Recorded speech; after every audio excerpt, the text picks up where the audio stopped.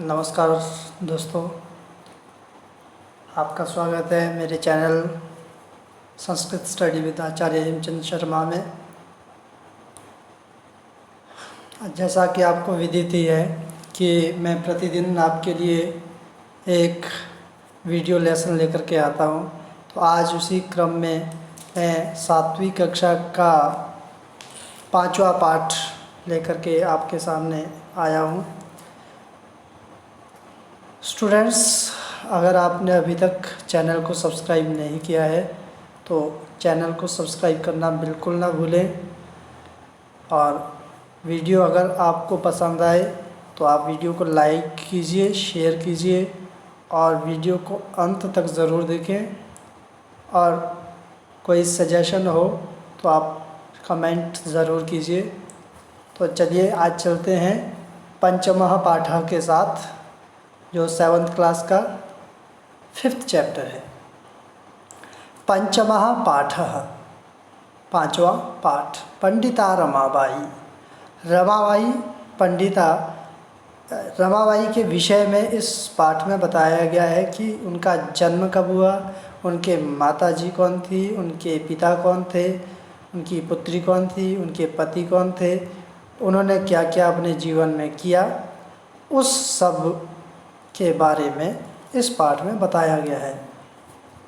स्त्री शिक्षा क्षेत्रे अग्रगण्या पंडिता रमाबाई 850-अष्टादशशततमे ख्रीष्टाब्दे जन्म अलभत। स्त्री शिक्षा क्षेत्रे अग्रगण्या, स्त्री शिक्षा के क्षेत्र में अग्रणी पंडिता रमाबाई 1858 ईस्वी में पैदा हुई, अर्थात स्त्रियों की शिक्षा के क्षेत्र में, विमेन एजुकेशन के क्षेत्र में पंडिता रमाबाई का महत्वपूर्ण स्थान है। और इनका जन्म कब हुआ? 1858 ईस्वी में। तस्याः पिता, उसके पिता, उसके किसके? रमाबाई के पिता अनंत शास्त्री डोंगरे, माता च लक्ष्मीबाई आस्ताम। अनंत शास्त्री डोंगरे और माता लक्ष्मीबाई थी। रमाबाई के पिता का नाम क्या था? अनंत शास्त्री डोंगरे, और माताजी का क्या नाम था? लक्ष्मीबाई। तस्मिन् काले स्त्री शिक्षायाः स्थितिः चिंतनीया आसीत्। तस्मिन् काले, उस समय 1858 के आसपास की जो स्थिति थी स्त्री शिक्षा की, वो बहुत ही चिंतनीय थी, बहुत ही दयनीय थी। उस वक्त स्त्रियों को, महिलाओं को, लड़कियों को ज़्यादा पढ़ाया नहीं जाता था। स्त्रीणां कृते संस्कृत शिक्षणं प्रायः प्रचलितं नासीत्। स्त्रीणां कृते, स्त्रियों के लिए, महिलाओं के लिए संस्कृत शिक्षणम, संस्कृत की शिक्षा प्रायः प्रचलित नहीं थी। मतलब उस समय महिलाओं को संस्कृत नहीं पढ़ाई जाती थी। किंतु डोंगरे रूढ़िबद्धां धारणां परित्यज्य स्वपत्नीं संस्कृतम् अध्यापयत्। लेकिन डोंगरे ने, अनंत शास्त्री डोंगरे ने रूढ़िबद्धां धारणां परित्यज्य, रूढ़िबद्ध धारणा को त्याग करके, घिसी पिटी धारणा को, घिसी पिटी परंपरा को तोड़ करके, उसका त्याग करके स्वपत्नी संस्कृतम् अध्यापयत्, अपनी पत्नी को संस्कृत पढ़ाई। डोंगरे ने क्या किया? अपनी पत्नी को संस्कृत पढ़ाई। एतदर्थं सः समाजस्य प्रतारणामपि असहत। एतदर्थं, इसके लिए, सह समाजस्य प्रतारणाम अपि, उसने समाज की ताड़ना को भी असहत सहन किया। क्योंकि समाज के लोग, सोसाइटी के लोग तो कहते ही हैं कि अब जो उस समय प्रचलन में ना हो, ऐसी चीज़ कोई कर ले तो उसका उपहास उड़ाया जाता है। इसलिए उसको भी उस समय सामाजिक प्रताड़ना का शिकार होना पड़ा।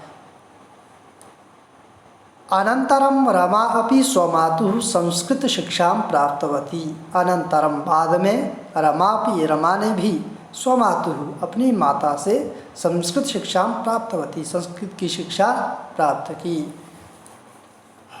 लक्ष्मीबाई ने किससे प्राप्त की? अपने पति से, अनंत शास्त्री डोंगरे से।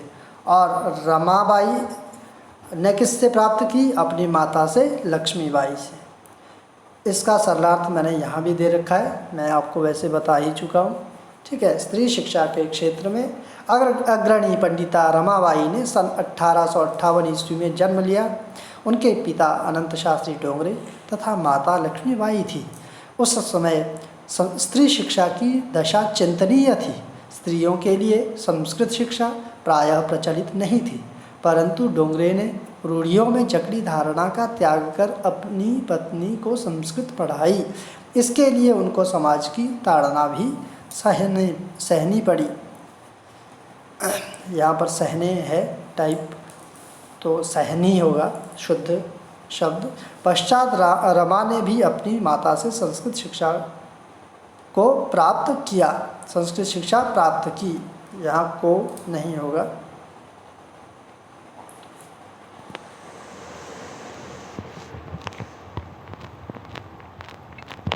यहाँ पर ये को और सहनी, यहाँ पर सहनी होगा, तो इसको आप करेक्ट कर लीजिए। उसके बाद नेक्स्ट पैराग्राफ पे चलते हैं। कालक्रमेण रमायाः पिता विपन्नः संजातः। समय बीतने पर रमायाः पिता, रमा के पिता विपन्नः संजातः, निर्धन हो गए। तस्याः पितरौ ज्येष्ठा भगिनी च दुर्भिक्ष पीड़िताः दिवंगताः। तस्याः उसके पितरौ माता पिता, ज्येष्ठा भगिनी च और बड़ी बहन, दुर्भिक्ष पीड़िता दिवंगताः, अकाल के कारण, दुर्भिक्ष के कारण मृत्यु को प्राप्त हो गए। तदनंतर रमा स्व ज्येष्ठ भ्रात्रा सह, उसके बाद रमा अपने बड़े भाई के साथ पद्भ्याम समग्रम भारतम अभ्रमत, संपूर्ण भारत का पैदल ही भ्रमण किया। उसके बाद रमा ने अपने बड़े भाई के साथ संपूर्ण भारत का पैदल भ्रमण किया। भ्रमण क्रमे सा कोलकाता प्राप्ता, घूमते घूमते वह कलकत्ता पहुँच गई। संस्कृत वैदुष्येण सा तत्र पंडिता सरस्वती चेति उपाधिभ्याम विभूषिता। संस्कृत की विद्वत्ता के कारण वह वहाँ पर पंडिता और सरस्वती, इन दो उपाधियों से विभूषित हुई। तत्रैव सा ब्रह्म समाजेन प्रभाविता वेदाध्ययनम अकरोत्। तत्रैव सा, वहाँ पर ही, सा वह ब्रह्म समाजेन प्रभाविता, ब्रह्म समाज से प्रभावित होकर वेदाध्ययनम अकरोत्, वेदों का अध्ययन करने लगी, वेदों का अध्ययन किया। पश्चात शास्त्रीणाम कृते वेदादीनां शास्त्राणां शिक्षायै आंदोलनं प्रारब्धवती।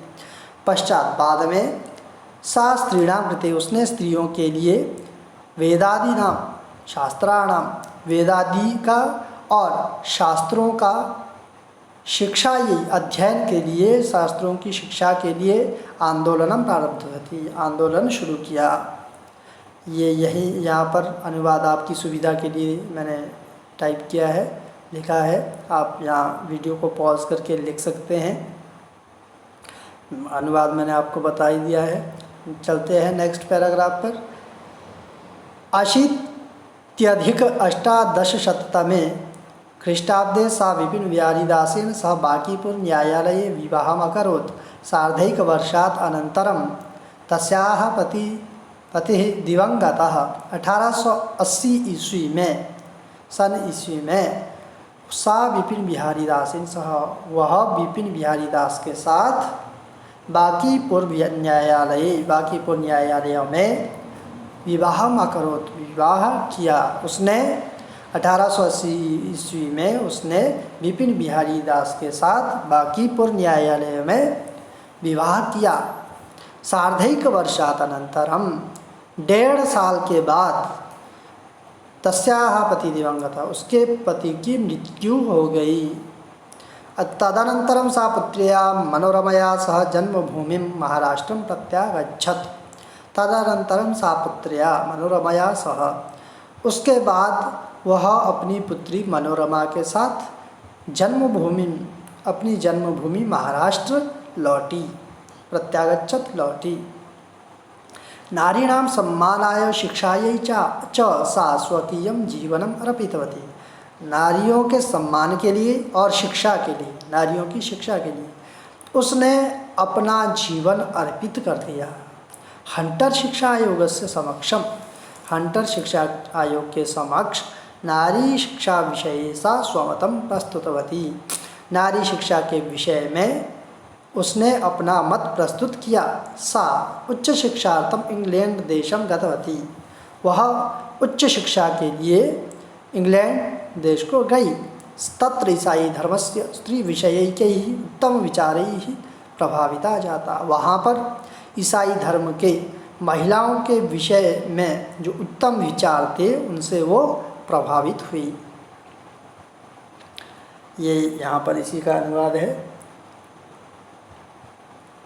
अब नेक्स्ट पैराग्राफ पे चलते हैं। इंग्लैंड देशात रमाबाई अमेरिका देशम अगच्छत। इंग्लैंड देश से के बाद वो कहाँ गई? रमाबाई अमेरिका गई। उसके बाद तत्र सा भारतस्य विधवा स्त्रीणां सहायतार्थम अर्थसंचयम अकरोत्। तत्र सा भारतस्य, वहाँ पर उसने भारत की विधवा स्त्रीणां सहायतार्थम, विधवा स्त्रियों की सहायता के लिए अर्थ संचयम अकरोत्, धन को इकट्ठा किया, धन संचय किया।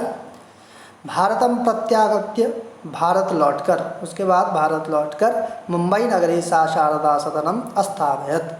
उसने मुंबई नगर में शारदा सदन की स्थापना की। अस्मिन् आश्रमे निस्सहायाः स्त्रियः निवसन्ति स्म। इस आश्रम में बेसहारा महिलाएं रहती थीं। तत्र स्त्रियः मुद्रण टंकण काष्ठकलादीनांच प्रशिक्षणमपि लभन्ते स्म। तत्र वहाँ पर स्त्रियः महिलाएं मुद्रण छपाई टंकण टाइपिंग काष्ठकलादीनांच और लकड़ियों की कलाकृतियों का प्रशिक्षणमपि लभन्ते स्म, प्रशिक्षण भी प्राप्त करती थी। वहाँ पर जो महिलाएं रहती थी वो मुद्रण टंकण और काष्ठकला का भी प्रशिक्षण प्राप्त करती थी। परम इदम सदनम पुणे नगरे स्थानांतरितम जातम। लेकिन यह सदन पुणे नगर में स्थानांतरित हो गया। ततः पुणे नगर से समीपे, उसके बाद पुणे नगर के पास केड़गांव स्थाने, केड़गांव नामक स्थान पर मुक्ति मिशन नाम संस्थानम तया स्थापितम। उसने मुक्ति मिशन नाम के संस्थान की स्थापना की। अत्र अधुना अपि निराश्रिताः स्त्रियः ससम्मानं जीवनं यापयन्ति।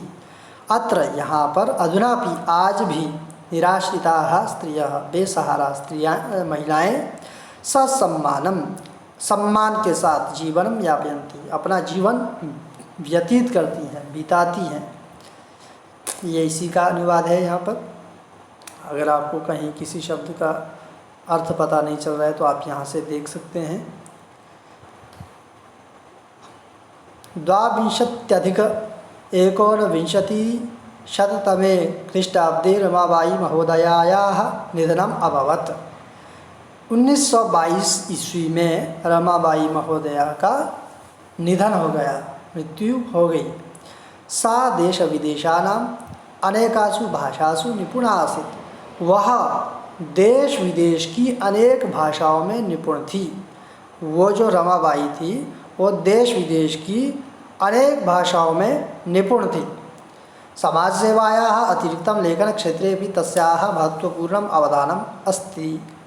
समाज सेवायाः अतिरिक्तम, समाज सेवा के अलावा भी लेखन क्षेत्रे भी, लेखन के क्षेत्र में भी, लिखने के क्षेत्र में भी तस्याः महत्वपूर्ण, उसका महत्वपूर्ण अवदानम् अस्ति, योगदान है। स्त्री धर्म नीति हाई कास्ट हिंदू विमेन इति तस्याः प्रसिद्धम रचनाद्वयं वर्तते। उसकी दो प्रसिद्ध रचनाएं भी है जिनका नाम है, पहली है स्त्री धर्म नीति और दूसरा है हाई कास्ट हिंदू वीमेन। ये दो उन्होंने बुक्स भी लिखी हैं। तो इस तरह से ये इस चैप्टर का हमने अनुवाद पढ़ा।